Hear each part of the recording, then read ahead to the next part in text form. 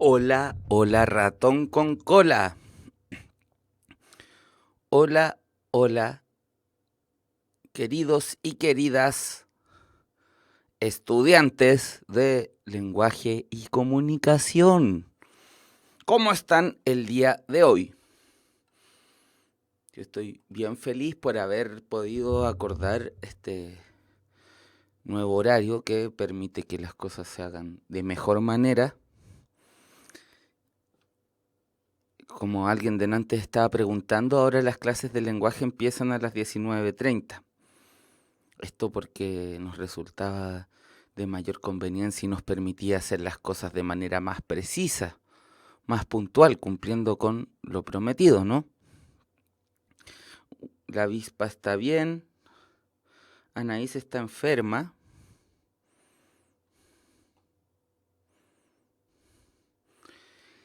¿De qué hablamos la clase anterior, queridos y queridas estudiantes de la PSU de lenguaje?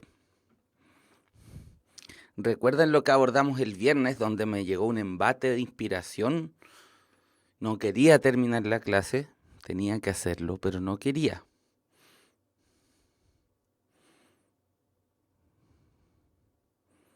¿Lo recuerdan?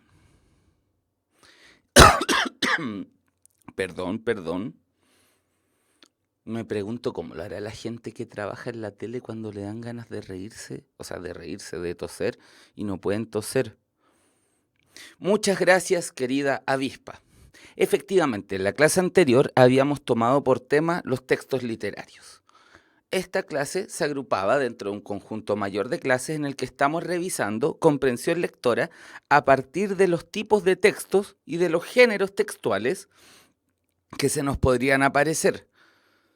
La premisa de esto, el supuesto fundamental que orientaba lo que estábamos haciendo, es que cada texto supone de uno como receptor una determinada actitud.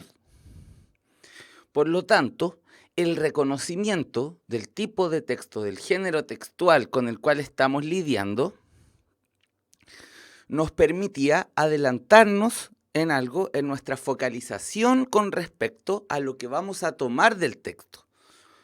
Es evidente, hay que pensarlo solo un poco, para darnos cuenta que un texto, por más nimio que sea, nos abre la perspectiva a una multiplicidad de aspectos, de dimensiones en el cual nos podríamos fijar.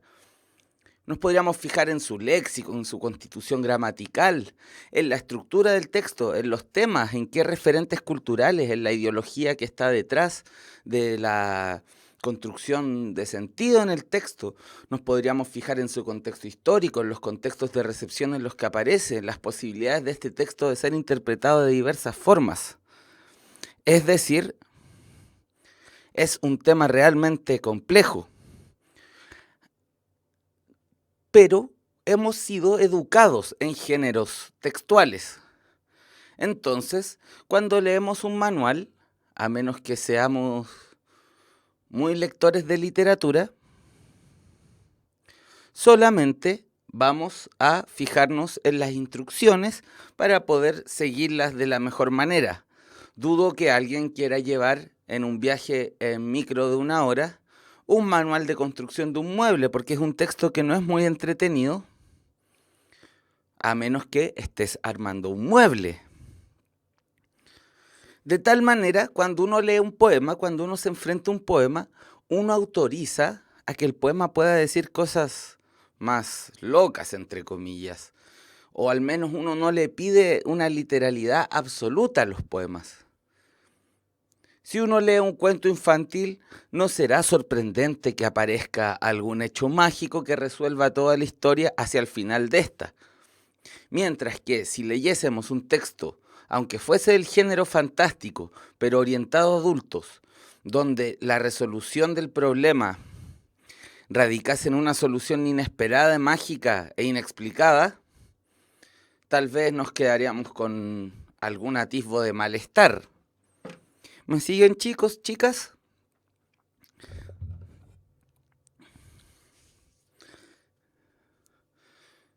¿Que andan muy silenciosos? Entonces les hago la pregunta. Gracias, Avispita. Gracias, Ann. Gracias, Raros Peinados. Raros Peinados Nuevos.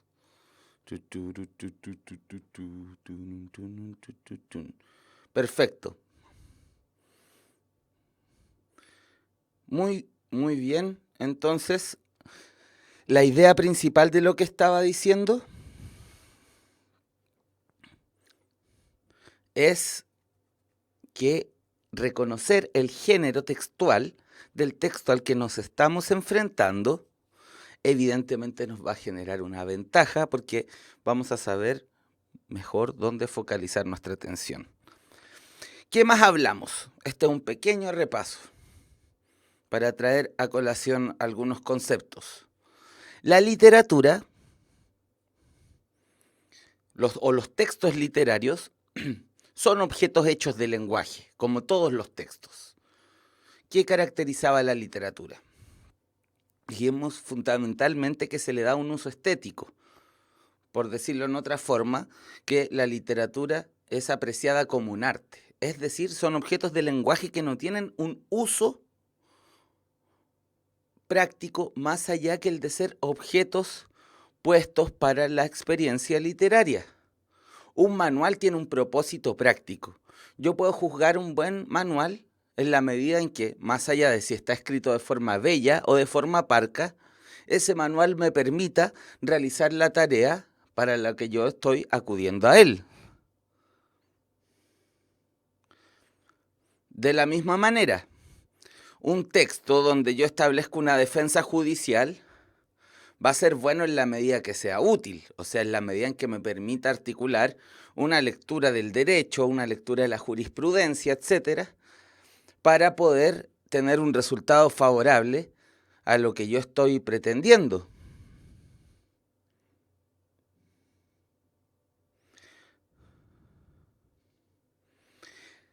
Entonces, la literatura, en cambio, no persigue necesariamente un objetivo práctico. Por ejemplo, un panfleto también tiene un objetivo práctico. El panfleto busca una adhesión a un determinado grupo de ideas. Yo hago un panfleto ecologista, o hago un panfleto feminista, o hago un panfleto por la liberación animal, suponiendo que las personas que lo lean podrán involucrarse con la idea que en ese panfleto se está proponiendo. Mientras que un texto literario podría incluso tocar temas políticos al igual que un panfleto, pero su principal función no es transmitir y convencer de otras ideas, sino generar una experiencia literaria a partir de la cual pueda haber ciertamente reflexión crítica, pero la reflexión crítica no es lo mismo que la transmisión pura de ideas.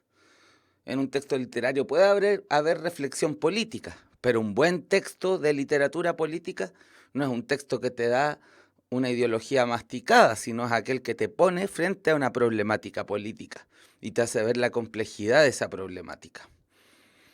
Un texto literario podrá ser apreciado desde el punto de vista de lo bello, de lo sublime, de lo grotesco, de lo monstruoso, de lo cómico, de las distintas experiencias sensibles y subjetivas que permiten. Un texto literario podrá ser juzgado a partir de su forma. Su forma tiene coherencia, digamos, con el mensaje, con la propuesta. Su forma es la misma forma que tienen todos los relatos, comienzo, medio, fin, o su forma es innovadora, tiene saltos en la linealidad, empieza del final, sigue con el medio, etcétera. Nos damos cuenta entonces que la condición del literario de un texto no tiene que ver ni necesariamente con la ficción, ni necesariamente con que se cuente una historia, sino que tiene que ver con cómo aprehendemos un texto que es literario. Digamos, lo sometemos a otro régimen de juicio. Nos relacionamos con él buscando algo diferente. Eso es más o menos lo que determina la literariedad. Entonces, como veíamos en la clase pasada, cuando se nos aparecen en la PSU textos literarios, tenemos que activar el switch de buscar el lenguaje figurado, de buscar las metáforas, los tópicos, los temas, cómo está siendo tratado un determinado tema. cuáles son las opciones de estilo, las opciones de forma que toma un determinado autor para poder transmitir alguna idea, alguna sensación, algún concepto artístico. Entonces, no es baladí, algo sin importancia, no es baladí determinar si estamos entre textos no literarios o literarios. Como tampoco dentro de los no literarios no va a ser baladí saber si un texto es argumentativo o es expositivo. Dentro de los textos literarios no va a ser baladí saber si el texto es lírico, si es dramático, si es narrativo. Poder ubicar los textos en su contexto histórico no va a ser baladí.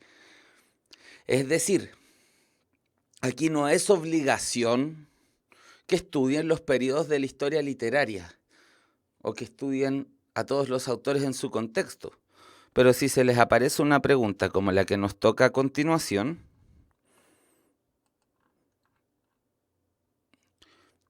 de Pedro Calderón de la Barca, del siglo XVII español,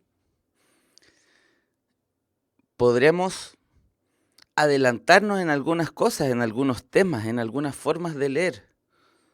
De tal manera, cobra sentido estudiar esto con más profundidad. Entonces, antes de que empecemos a seguir resolviendo preguntas, quisiera preguntarles si me siguen en esta introducción sobre la necesidad de diferenciar tipos de textos, la necesidad de reconocer qué es lo literario, la necesidad de saber que a los textos literarios nos tenemos que enfrentar con un punto de vista específico. También me gustaría saber si tienen preguntas, comentarios, porque esta clase se enriquece un montón con sus participaciones y yo también me enriquezco a mí mismo sabiendo sus feedbacks, sus comentarios, sus críticas incluso.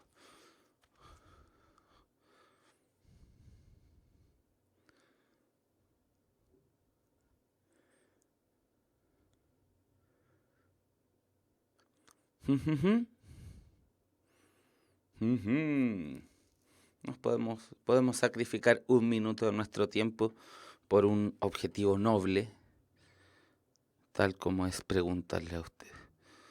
¿Todo claro? ¿Todo claro? Sí. Ya. Entonces, ahora vamos a retomar.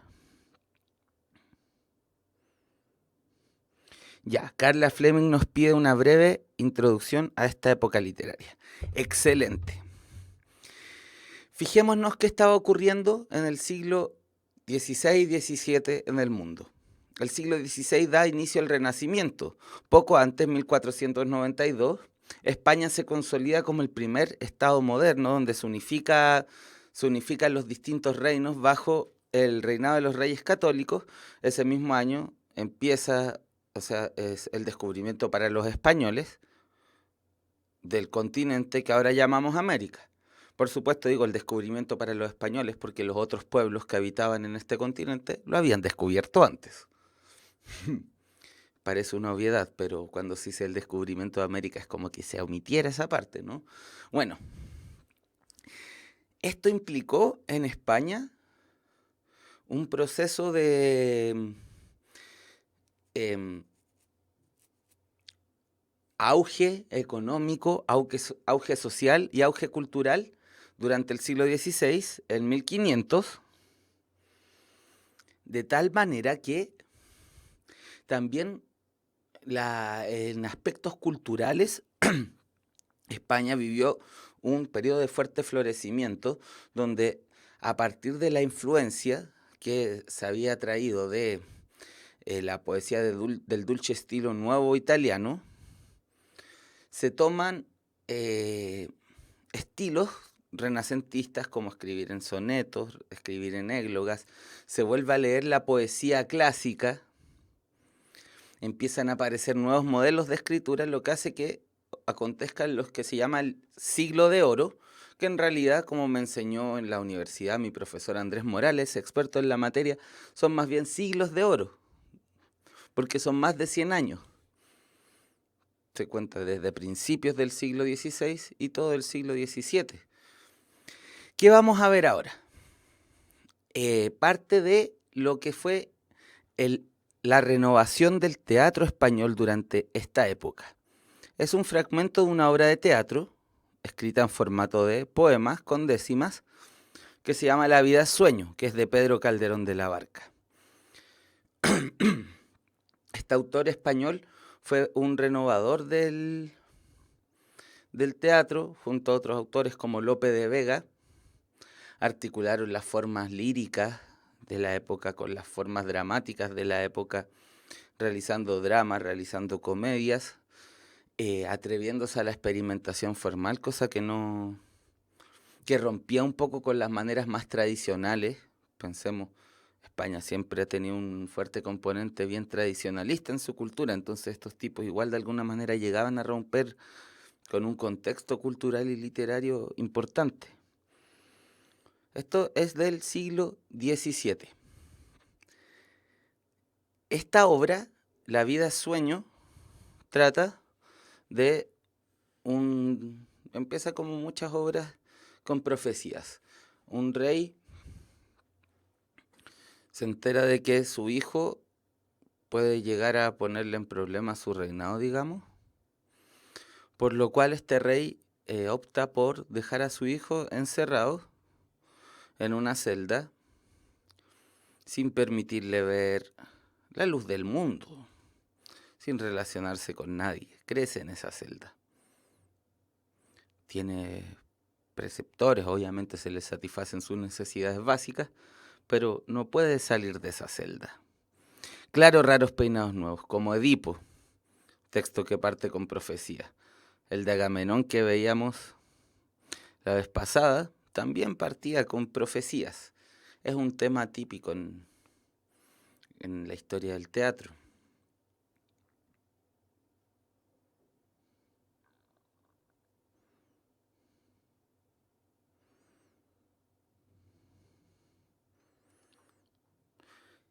En el sentido del tema de la profecía que da inicio a la obra, podemos establecer la similitud con Edipo. Evidentemente Edipo es de la Grecia antigua. Hay como 2400 años de diferencia entre un texto y otro, pero comparten la recurrencia a ese tema o a ese motivo, al motivo de la poesía del padre, o sea, del hijo que se va a revelar al padre. No, no es una tragedia, parte con este recurso de tragedia. Por ejemplo, la historia del Buda Siddhartha Gautama, que es el Buda al que por lo general se le dice Buda, pero en realidad es el Buda Gautama, que la tradición budista reconoce varios Budas porque Buda es un estado, también comienza con una profecía que se le da al Papa que dice que el hijo iba a ser o un gran gobernante o un gran líder espiritual. Y también el papá encierra al hijo en el palacio, lo llena de placeres, de todo lo que podía querer, pero no podía salir del palacio. ¿Ven? Es un motivo bien recurrente.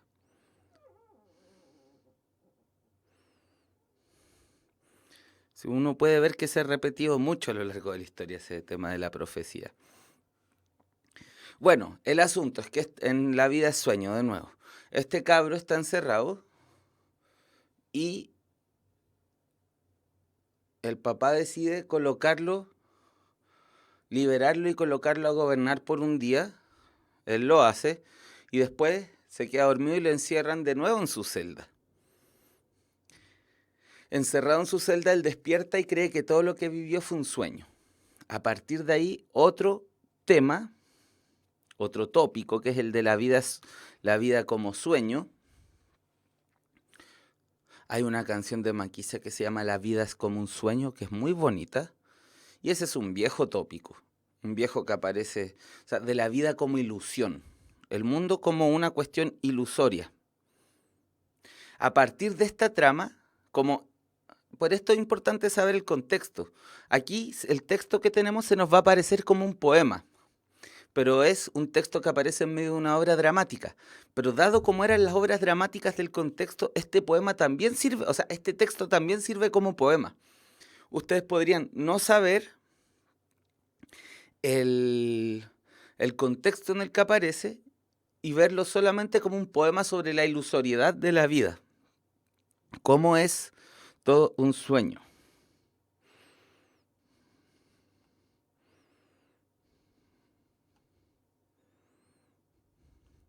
Leamos de nuevo el poema porque es muy lindo.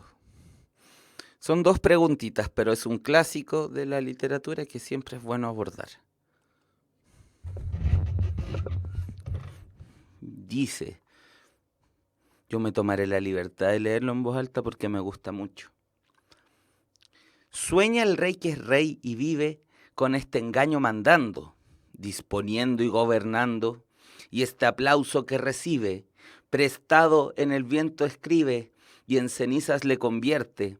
La muerte, desdicha fuerte, sueña el rico en su riqueza, que más cuidados le ofrece. Sueña el pobre que padece, su miseria y su pobreza. Sueña el que a medrar empieza, sueña el que afana y pretende. Sueña el que agravia y ofende. Y en el mundo, en conclusión, todos sueñan lo que son, aunque ninguno lo entiende. Yo sueño que estoy aquí, de estas cadenas cargado, y soñé que en otro estado, más lisonjero me vi. ¿Qué es la vida? Un frenesí. ¿Qué es la vida? Una ilusión. Una sombra, una ficción. Y el mayor bien es pequeño, que toda la vida es sueño, y los sueños, sueños son. Si se fijan, este tema de la ilusoriedad de la vida, como les comentaba en la clase pasada, está tratado en otras obras culturales, en Matrix o en Inception, por ejemplo. Esta indefinibilidad entre los distintos componentes o estratos de lo real. Abordemos rápidamente estas dos preguntas. Gracias, Ángeles, por tu comentario. Y me encanta este traspaso de información que está ocurriendo en el chat, esta transmisión de conocimiento, estas muestras de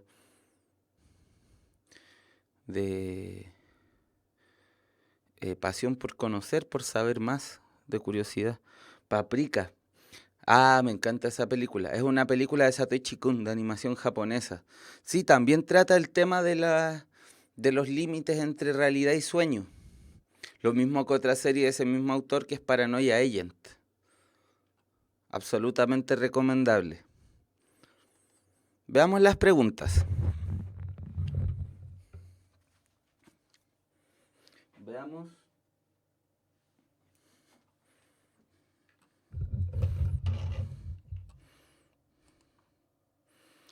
En el fragmento anterior se afirma que ninguna persona A entiende lo que sueña, B sueña lo que es, C sueña hacer lo que es, D desea hacer lo que sueña, E es lo que sueña. Ah, ¿qué se dice? ¿Quieren que suba el poema?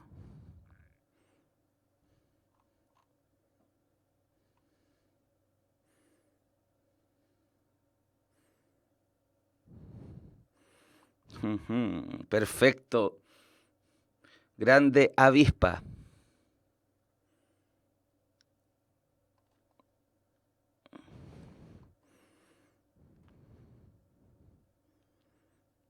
Ahí estoy colocando el poema.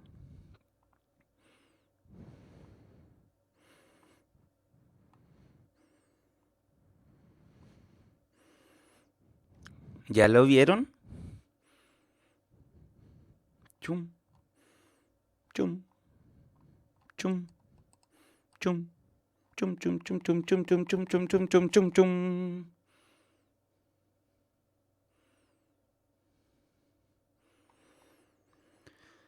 ¿Qué es lo que se afirma? Primero, el primer secreto es que vemos que cuando se dice se afirma, no podemos inferir.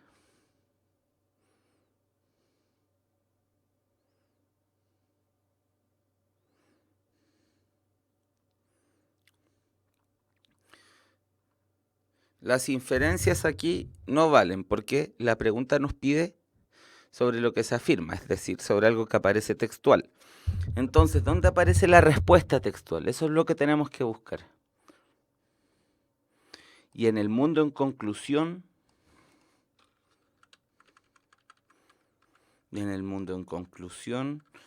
todos sueñan lo que son, aunque ninguno lo entienden.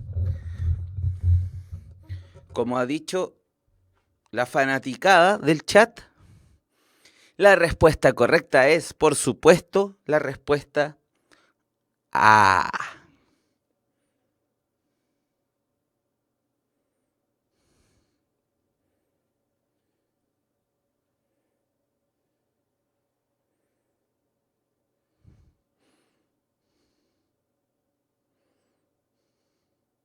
Ángeles Mena. Te voy a explicar por qué no es B. El poema dice que todos sueñan lo que son, ¿cierto? Como tú misma lo reconociste. Pero fíjate cómo está formulada la pregunta. Se dice, en el fragmento se afirma que ninguna persona sueña lo que es. ¿Y qué dice el texto? Todas las personas sueñan lo que son. Entonces, el texto dice algo que es completamente lo contrario a lo que se afirma en esta alternativa.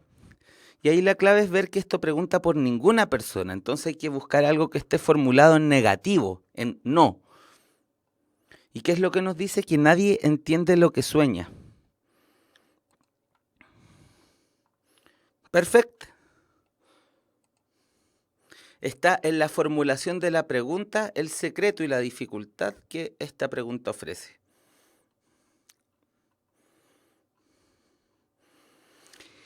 En el fragmento anterior, saluda a la muerte como inspiradora de los sueños, el sueño en que culmina la vida o una desgracia para el hombre. De nuevo, tenemos que buscar si aparece alguna de estas ideas en el texto. No, Fabián, no es B, es A. Lo que acabamos de argumentar es precisamente por qué el texto dice todo lo contrario de B. Pueden ver de nuevo el texto. Miren las tres cosas que afirma. La muerte es o una inspiradora de los sueños, o el sueño en que culmina la vida, o una desgracia para el hombre.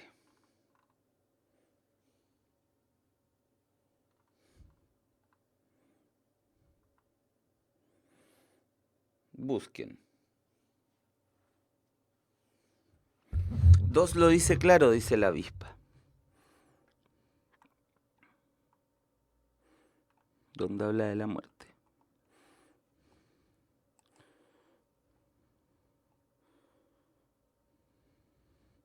Ya, la muerte es una desdicha fuerte. La muerte le va a llegar a todos.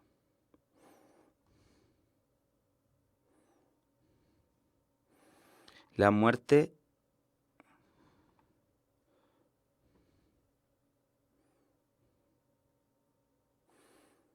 también es, si la vida es sueño,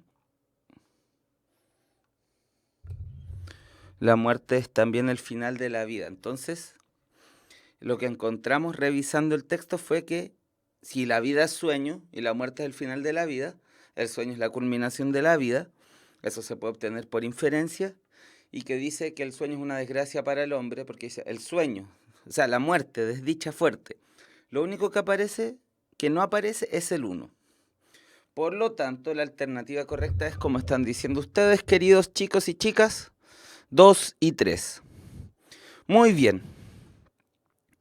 Muy bien con este texto poético.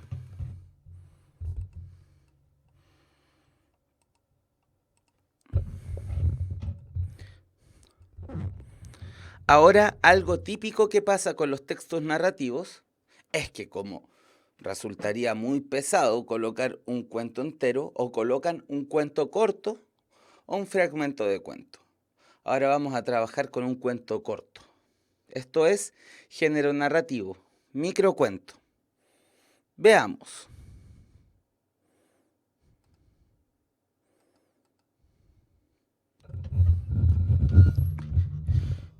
Ya, compare, saltando con la plata. A ver, ¿qué hay en la mochila? Puros cuadernos, el guancito. Ya, pasa las zapatillas. Lo mejor que tení. Ya, rápido, pásale y te vais derechito sin mirar para atrás. No me hagáis usar el cuchillo. Oye, pero no sois tan mala onda. Pues, ¿cómo me voy a ir a pata pelá? ¿Por qué no me dais las tuyas? ¿Qué? Ya, bueno, ya. Nos sentamos en la vereda. Él se puso las mías y yo las de él.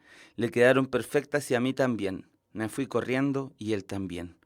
Marcela Suárez, Zapatillas, Santiago en 100 palabras.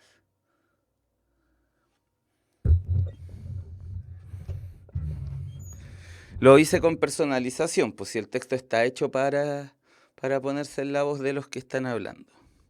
¿Por qué es un texto narrativo?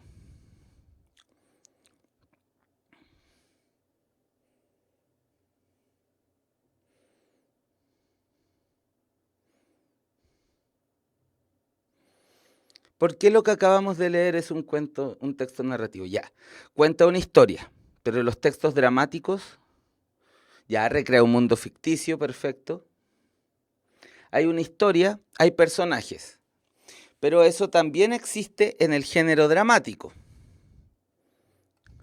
En el género dramático también nos encontramos con que hay personajes y nos encontramos con que hay una historia. También está en tiempo.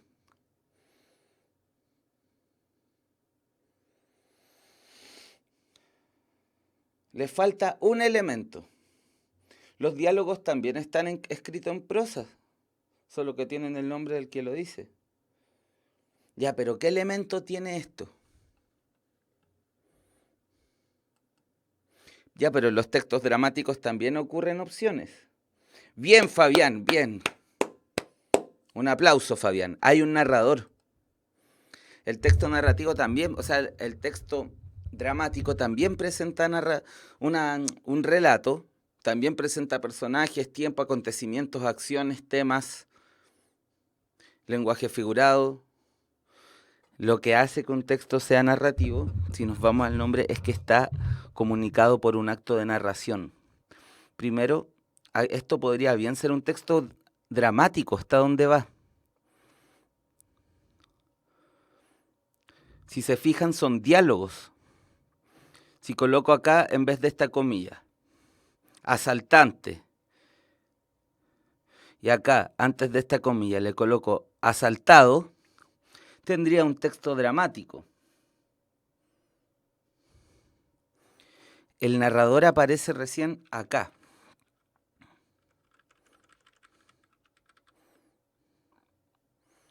Y ahí sabemos que el que está citando las cosas es el narrador.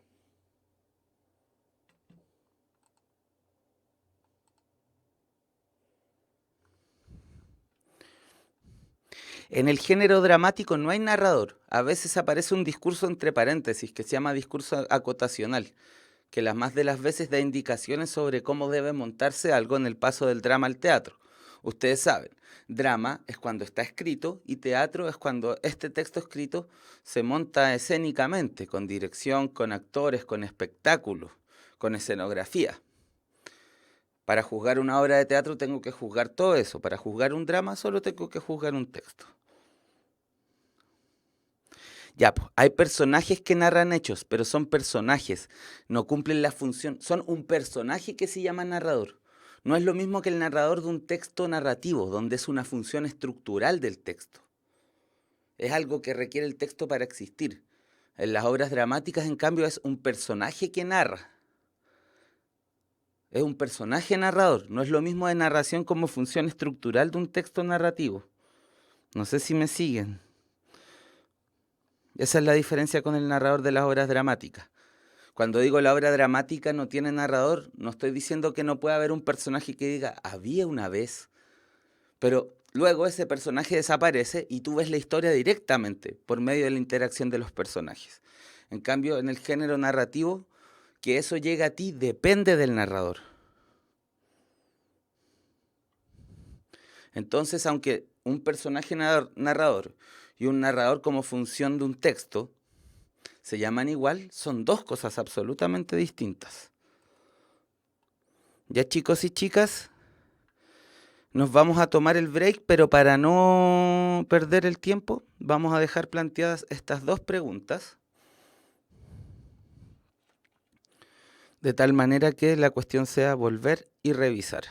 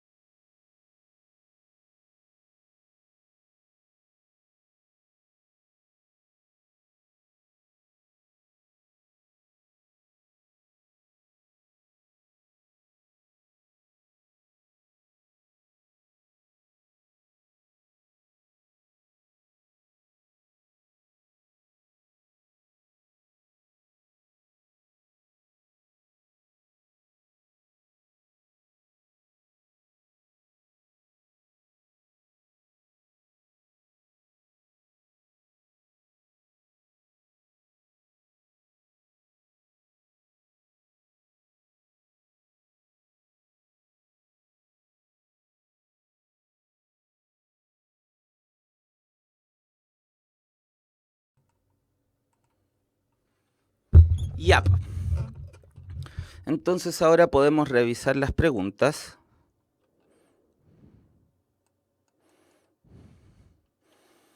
Juntos.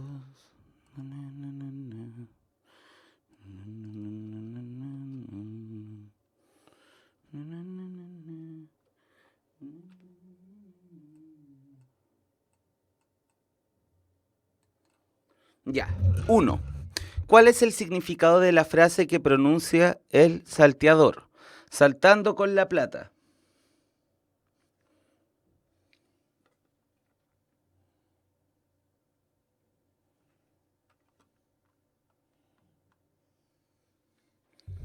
Uno, A, y 2,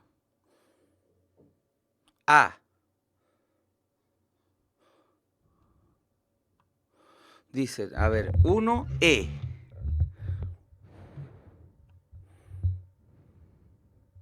Efectivamente, ¿cierto?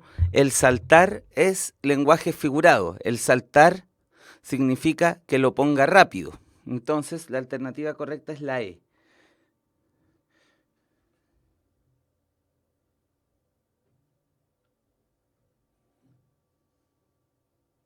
Y la 2, por supuesto, es la A.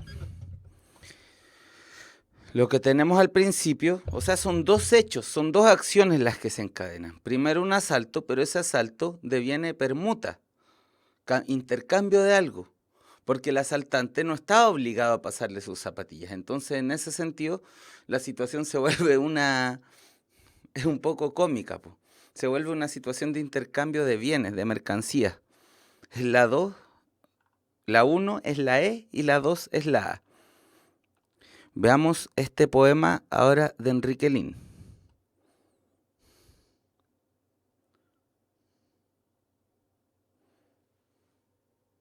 ¿Por qué no es 2D? A ver, nuestra amiga Arne quiere saber por qué no es. Ay, nos faltaba la pregunta 3. Porque son dos hechos los que ocurren. ¿Cuál es la diferencia con D? Un hurto sorpresivo.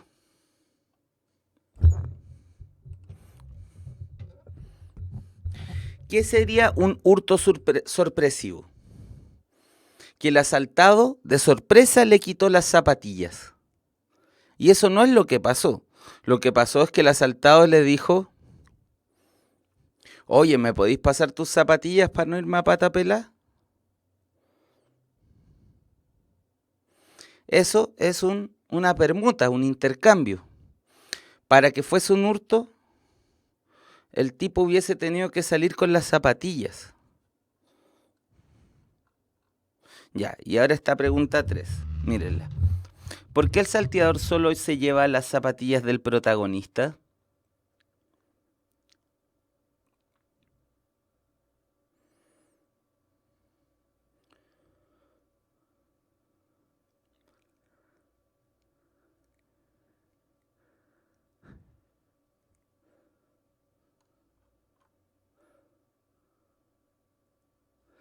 ¿Cierto? Porque es lo de más valor que tiene. Está textual. Ya, pasa las zapatillas, lo mejor que tení. D. Muy bien. Ahora sí, veamos este poema de Enrique Lin, que lo escribió Enrique Lin en el tiempo de su enfermedad terminal.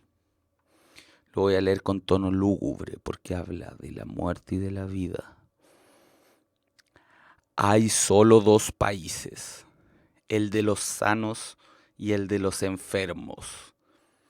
Por un tiempo se puede gozar de doble nacionalidad, pero a la larga eso no tiene sentido. Duele separarse poco a poco de los sanos a quienes seguiremos unidos hasta la muerte, separadamente unidos.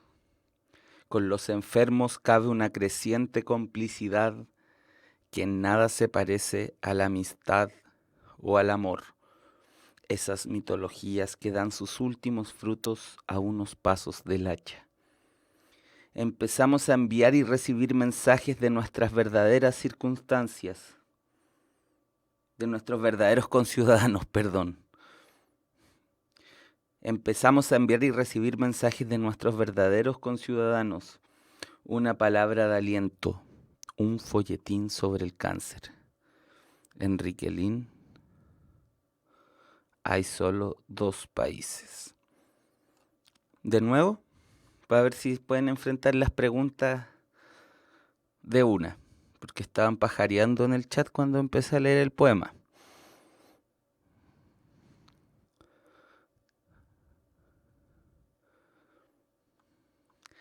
Hay solo 2 países, el de los sanos y el de los enfermos. Por un tiempo se puede gozar de doble nacionalidad, pero a la larga eso no tiene sentido. Duele separarse poco a poco de los sanos a quienes seguiremos unidos hasta la muerte, separadamente unidos. Con los enfermos cabe una creciente complicidad, que en nada se parece a la amistad o el amor. Esas mitologías que dan sus últimos frutos a unos pasos del hacha. Empezamos a enviar y recibir mensajes de nuestros verdaderos conciudadanos. Una palabra de aliento, un folleto sobre el cáncer. Sé que es triste, chiquillos, pero valoro harto que ustedes se hayan conmovido. Poder conmoverse ante un poema, empatizar con la situación de otro por medio de medios estéticos, con la maestría con que lo hacía Enrique Lin, es una experiencia. Es una experiencia, ¿cierto? Es vislumbrar la conciencia de otra persona, de alguna u otra manera. Veamos las preguntas. Son 2 para que podamos luego pasar a otros textos.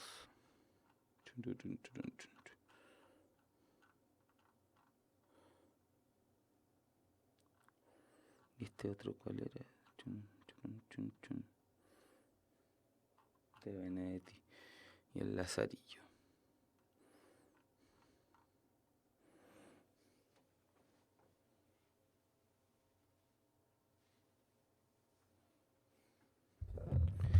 Del texto anterior, es posible inferir que el hablante A.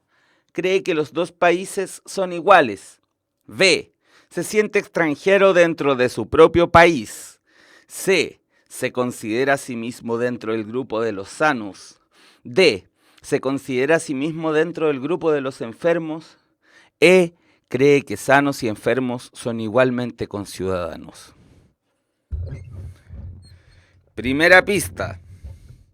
Se pide que se infiera, por lo tanto la respuesta no es algo que aparezca textual.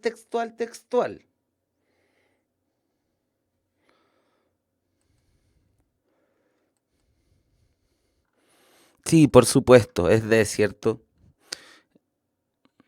Habla desde un nosotros. Ahora una un poquito más, con un poco más de comprensión lectora, que es una pregunta de interpretación. Hay que postular sentido. Con los enfermos cabe una creciente complicidad, que en nada se parece a la amistad o el amor. Esas mitologías que dan sus últimos frutos a unos pasos del hacha. La expresión destacada se usa con el propósito de A. referir un mito donde aparecen hachas y frutos. B. negar la existencia de la amistad y el amor en los enfermos. C. manifestar escepticismo con respecto a la amistad y el amor. D. aludir a los héroes mitológicos que cultivaron la amistad y el amor. E. establecer la imposibilidad con respecto a la amistad entre sanos y enfermos.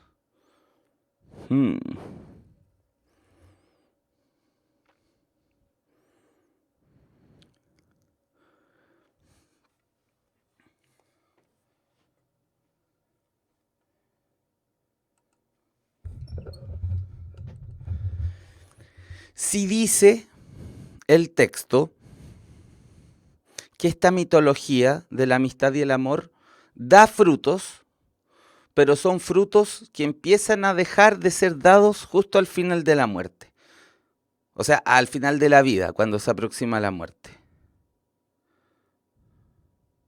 Entonces, el amor y la amistad se afirma que no existen o se condiciona su existencia a ciertas circunstancias.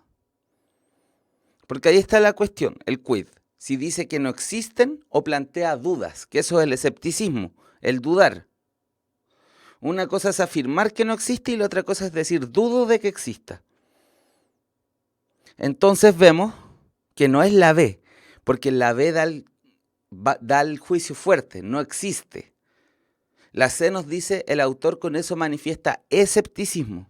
El escepticismo es la duda. Por supuesto, es la 3. Bien, entretenida la distinción de la pregunta. Estaba buena esa trampa.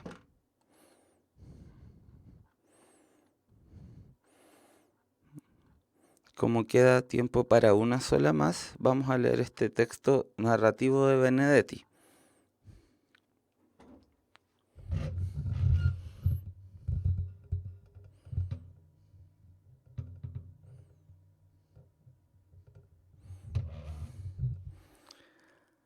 A veces salíamos los 3 en bicicleta. Marta era muy nerviosa. Siempre que se acercaba a un vehículo en sentido contrario, temblaba en su bicicleta, como si vacilase entre arrojarse bajo las ruedas que se acercaban o hacerlo directamente a la cuneta. En esos casos yo sabía lo que tenía que hacer. Me adelantaba por la izquierda, colocándome entre su máquina y el peso del vehículo, de modo que pudiese sujetarla o por lo menos propinarle un empujón hacia la derecha. Fue eso precisamente lo que pasó esa tarde. El ómnibus venía inclinado hacia nuestro lado y eso aumentó la nerviosidad de Marta. La vi vacilar 2 veces amenazadoramente. Cuando el ómnibus estaba ya sobre nosotros, levantó los brazos aterrorizada. Se caía sin remedio y prefería empujarle a la cuneta. Gerardo, que iba adelante y se había dado cuenta, alcanzó a distinguir mi ademán, no mi intención. Bajó de la bicicleta y contempló el cuadro que formábamos. Marta, sucia de barro, con las rodillas ensangrentadas. Yo, pasmado como un imbécil, sin atinar a ayudarla. Gerardo vino, le limpió las rodillas como pudo y acercándome sin decir nada, casi tranquilo, me dio un tremendo puñetazo en la sien. No sé qué hizo Marta, ni qué dijo, si es que dijo algo. Creo recordar que subieron de nuevo a sus bicicletas y se fueron despacio, sin mirarme. Quedé un poco mareado, con la impresión de que todo aquello era un malentendido. No me era posible sentir odio por un malentendido, por algo que más tarde seguramente se aclararía, pero nunca se aclaró. Nunca supieron ellos que me quedé ahí llorando, desconcertado, hasta que la noche me entumeció de frío. Ese recuerdo siempre me acompaña.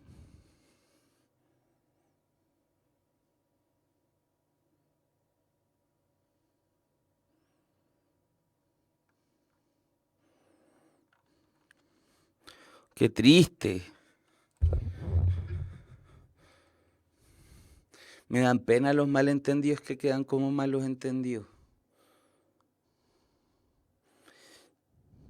Don o doña, jajajajaja, el chat es para referirse, para ocuparlo sobre temas de la clase mientras estamos en la clase, porque si no se satura de mensajes, algo que es una herramienta pedagógica. Entonces todos los comentarios que sean sobre la clase, porfa, porque después de la clase puede abrirse el chat a emplearlo a todos los propósitos que ustedes quieran. Pero por ahora es una herramienta de la clase, así que por favor, con mucha cordialidad, empléenlo solamente para eso. Ven, lo del WhatsApp lo pueden ver después de la clase, si va a terminar luego. Me encuentro súper bueno que se pongan de acuerdo para esas cosas y se den apoyo mutuo. Sí, no, sí está súper bien que lo hagan. Después de clases vean lo del WhatsApp.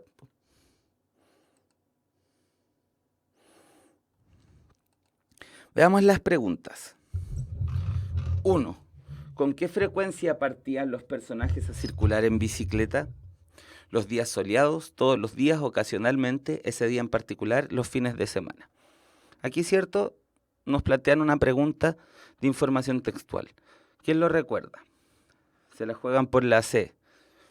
C, A, C. Hay 3 C, un A. Veamos qué dice. A veces salíamos los 3 en bicicleta. A veces, es decir, ocasionalmente. Esa es la información que se nos entrega. Muy bien a los que retuvieron esa información. Muy bien por haber estado atentas y atentos. En el texto, ¿qué se pretende decir con la palabra entumeció? Refrescó, paralizó, congeló, escarchó, refrigeró.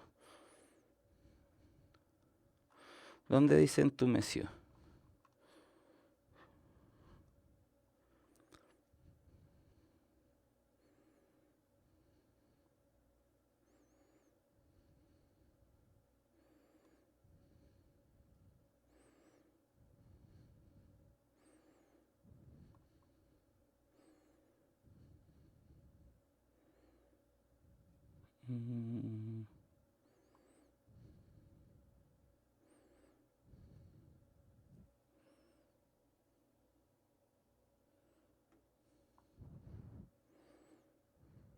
Aquí está, hasta que la noche me entumeció de frío.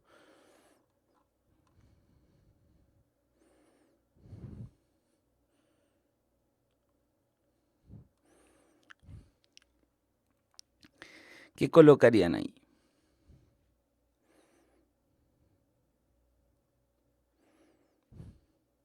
C, ¿cierto? Refrescar supone una situación de más placentera, paralizó es perder movimiento, escarcharse es algo que no se nos ha descrito, que se llena de escarchas, ¿no?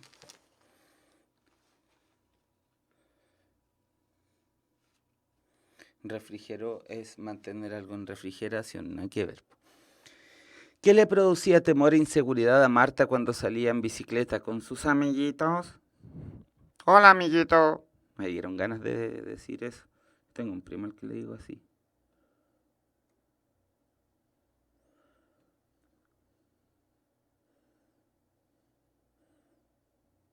Sí, paralizar también tiene esa connotación, pero no aparecía ninguna de las alternativas.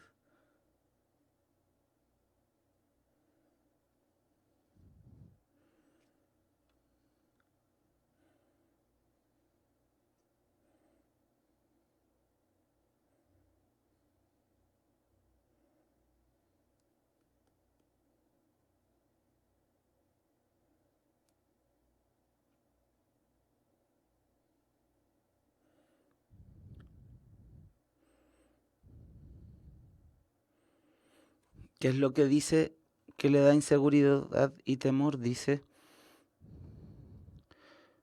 siempre que se acercaba un vehículo en sentido contrario temblaba. Entonces es la E. 4. ¿Por qué motivo crees que el protagonista recuerda particularmente ese hecho?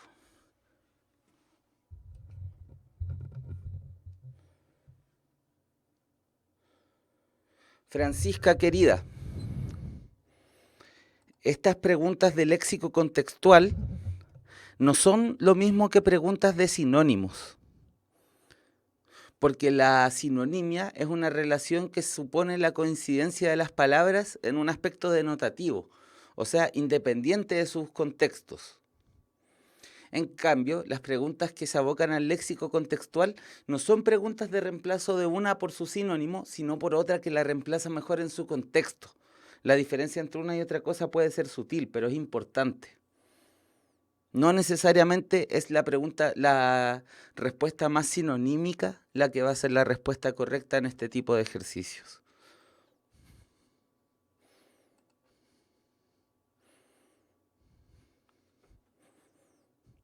Puedes volver a las clases pasadas vistas del léxico contextual, donde exploramos bien la diferencia entre denotación y connotación y trabajamos un poco más profundamente. Siéntete en completa libertad de visitar las clases anteriores.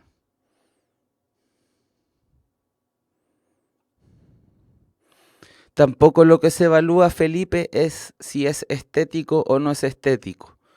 Lo que se evalúa es simplemente captar la palabra que mejor se adecua para el contexto.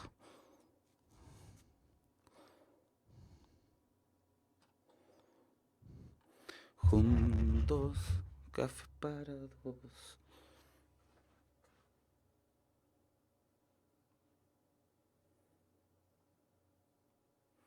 La E, ¿cierto?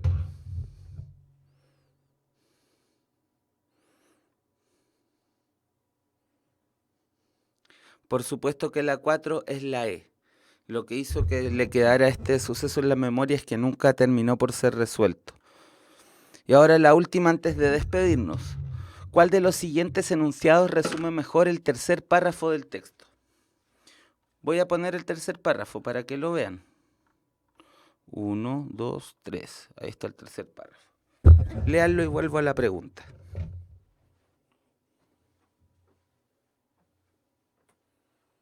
Juntos, café para dos, amor y buena compañía.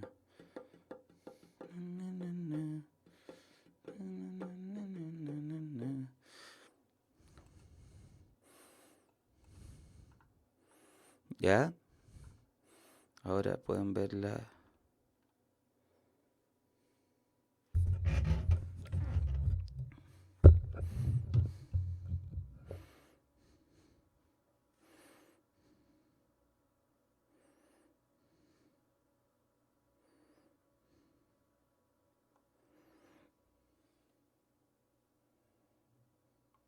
De nuevo.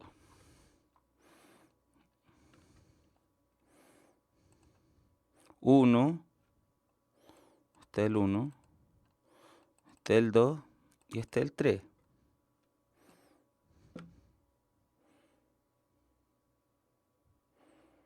Este es el tercer párrafo. Gerardo va, se da cuenta de lo que pasó, no entiende bien lo que ocurre, va y le pega al narrador.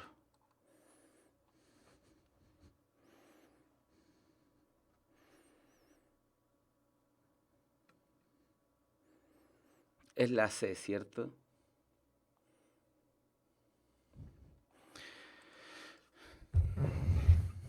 Perfecto, chicos y chicas, lo pasé muy bien en esta clase con ustedes. Espero que les haya servido, espero que hayan aprendido de manera amena, de manera entretenida. Yo agradezco la participación activa que tuvieron en esta oportunidad. Es realmente estimulante hacer clases cuando las está haciendo para gente que está realmente interesada en aprender y en participar. Gente que se arriesga a equivocarse o no, que hace sus preguntas, que sabe que no hay pregunta tonta, sino que lo tonto es no preguntar cuando se tienen dudas. Es realmente estimulante hacerles estas clases. Espero entonces que nos veamos nuevamente el próximo martes. Abrazos, saludos y chicos a los que se están uniendo recién y quieren profundizar estos contenidos de léxico contextual, por ejemplo, vean las clases anteriores. En las clases anteriores hemos abordado ya todos los temas. Ahora estamos haciendo revisiones en detalle a través de géneros textuales, de géneros literarios, para complementar comprensión lectora, que es lejos la parte más complicada. Martes a las 19:15 nos vemos nuevamente. Que estén muy bien. Adiós.